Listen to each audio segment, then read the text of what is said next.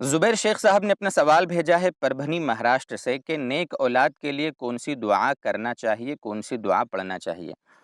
دیکھیے زبیر شیخ صاحب، اگر آپ کے یہاں گھر میں امید ہے کہ ولادت ہونے والی ہے، یا ویسے ہی آپ اولاد کی تمنا رکھتے ہیں اور آپ اللہ تعالیٰ سے دعائیں مانگ رہے ہیں، تو قرآن کریم کی یہ 3 دعائیں ہمیشہ پڑھنے کا اہتمام کریں۔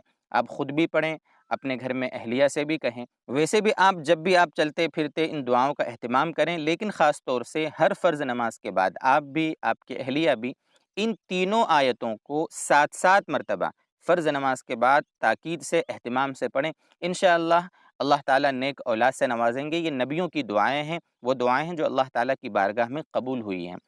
یہ 3 دعائیں ہیں، ایک تو سورہ آل عمران پارہ نمبر 3، سورہ آل عمران کی آیت نمبر 38 رب ہب لی من لدنک ذریۃ طیبۃ انک سمیع الدعاء، ایک تو یہ دعا ہے۔ دوسری سورہ صافات آیت نمبر 100 یہ 23ویں پارے کی آیت ہے۔ سورہ یاسین شریف کے بعد جو صورت آتی ہے سورہ صافات، اس کی آیت نمبر 100، رب حب لی من الصالحین، رب حب لی من الصالحین۔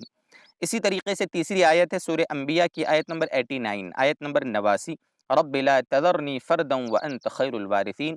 یہ سورہ انبیاء 17ویں پارے میں ہے، رب لا تذرنی فردا وانت خیر الوارثین۔ ان تینوں دعاؤں کا خوب اہتمام کریں، انشاءاللہ آپ کے گھر میں اللہ تعالیٰ خوشیاں عطا فرمائیں گے۔